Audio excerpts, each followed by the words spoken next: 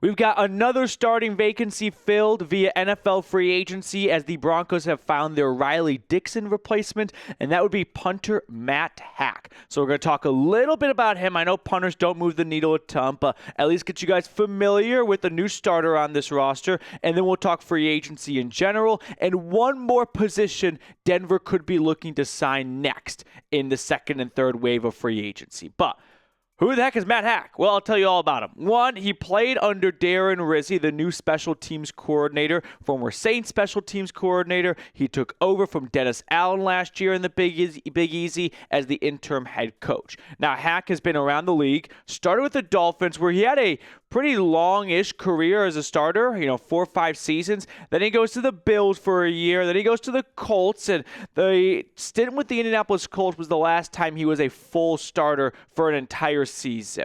Goes to the Browns, goes to the Giants. With Cleveland and New York, he played a total of 5 games coming over the past 2 seasons. So he's been largely out of commission, but with the connection to Darren Rizzi, they opt to bring back a familiar face, someone that Rizzi has worked with before. So Denver brings in a lefty punter, which always kind of throws opposing special teams coordinators for a loop. As a return man, the ball's going to spin a little bit of a different way.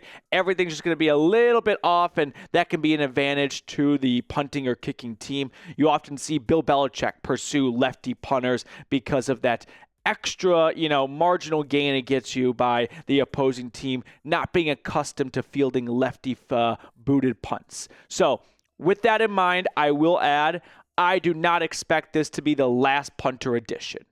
Not that anyone is looking forward to a punter competition, but I don't think they're going to bring a guy in who's played in 5 games over the past 2 seasons and go, the job's yours and best of luck to you. I expect them to bring in either a very late draft pick or more than likely a UDFA. Who that could be?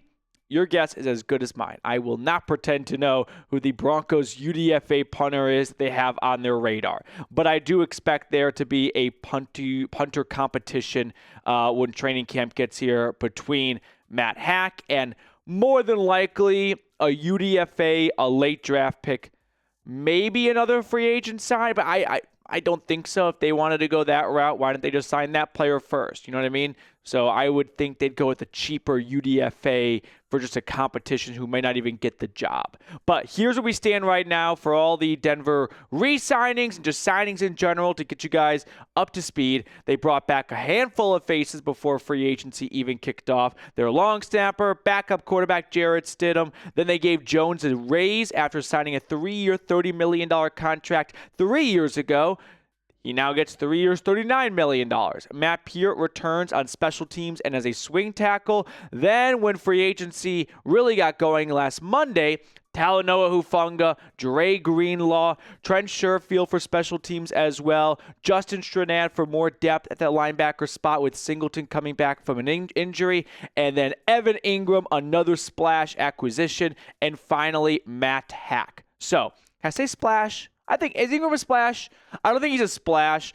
I think what's bigger, a splash or a cannonball? I think a cannonball's bigger. Yeah. Okay, then maybe he's a splash. But he's a step below cannonball. Yeah. You know what? It's a kiddie slide.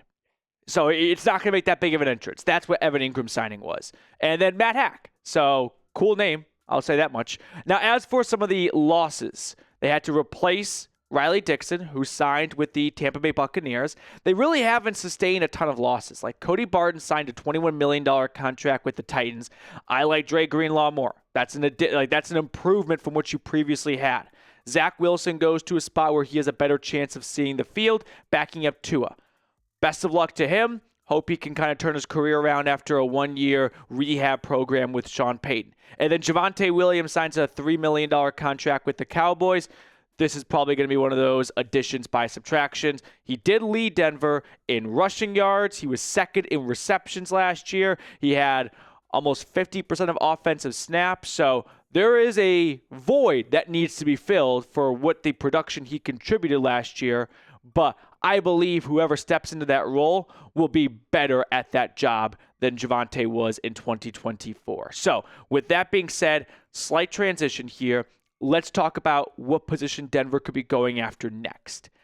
I think running back, and I think that's going to come in the draft when it comes to probably not a splash or a cannonball, but some kind of higher level addition. But they might still look to free agency because right now the Broncos running back room is filled with a lot of young guys.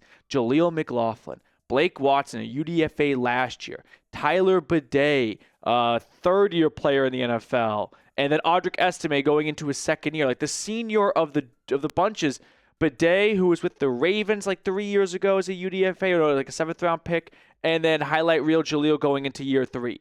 So they might want to bring someone in who goes, yeah, I know what it takes to protect a quarterback on a blitz, right? I've seen these looks before. I can pick up a playbook and I can run the offense. And I may not be as fast as I once was, but I can hold down the fort and do the gritty jobs, right? I can get into the corners and fish pucks out and do the job that no one wants to do. So Dobbins is one name to watch for. Last year with the Chargers, I'm surprised with the numbers he had. He's still unsigned. I mean, average 4.5 yards a pop, 905 yards, 6 touchdowns. The injury concern is fair. He once again missed time, only playing 13 games. And before that with the Ravens, he was unfortunately off the field more than on the field with a lot of injuries piling up. But he took a step in the right direction last year. Dobbins could be a name to watch for. Would not be the first time Denver went after a former Chargers running back. Another name is Nick Chubb. We'll see if the Browns bring him back. He has expressed a lot of interest in wanting to play for Cleveland still. But if the Browns decide, you know what, we're just going to rip the Band-Aid off and go a different direction altogether, I wouldn't be shocked if Denver goes, hey, we feel like you could be a really good contributor to our locker room and bring some veteran presence to this very young running back room. One other name, what about Gus Edwards? Dobbins and Edwards were kind of battling for that starting job before 2024 began. Dobbins won the job, but Edwards was still a good back for them and fits that veteran mold I'm looking for of who's a player that can come in here and do some of the more difficult tasks that go unnoticed, like picking up a blitzing linebacker, being a receiving threat out of the backfield when the quarterback's first, second, and third reads aren't there. Those are jobs that veteran running backs tend to excel at. I don't have high expectations for these guys to come in here and just rattle off a 75-yard touchdown run and look like they are fresh out of college again. No, that's not what I have in mind when it comes to some of these veteran backs here. But with how young the running back room is and with Denver looking to absolutely take a running back at the absolute latest, round 3 of the draft, for how young the other backs are, wouldn't be the worst thing in the world to have a veteran there. And if they don't look good in training camp, you release them. These are cheap one-year contracts. They're not guaranteed a 53-man roster spot, but they could probably help out some of the other backs a lot in training camp and OTAs and mini camp when it comes to getting up to NFL speed for all the experience they have. Before we get on out of here, 2 quick things. One, Fanatics continues to have an awesome sale, including this Broncos winter hat, 70% off at chatsports.com/DEN hat. If you already have a hat, they've got lots of other stuff on sale as well, but I thought this was a really good deal just to show you guys. So visit our link, chatsports.com/DEN hat. I put that link in the comments and description of today's video. So, as always, we end our videos with Name a Random Blank. Just a fun way to keep things a little bit loose and light during the dog days of the offseason, which we're not in right now, but trust me, when July gets here, we will be. So, I've got a random Broncos punter in mind. I'll count down from 3, see if you say the same person as me.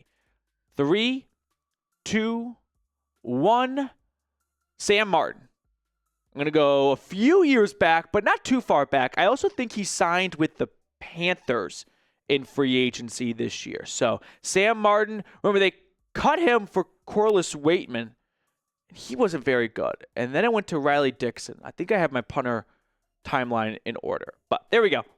You probably did not think this Wednesday afternoon we'd be talking about random Broncos punters. So that's going to do it for us on today's episode. Thank you guys so much for tuning in. If you haven't yet, scroll on down, like the video on your way out, subscribe as well, and we will be back with more on your favorite team.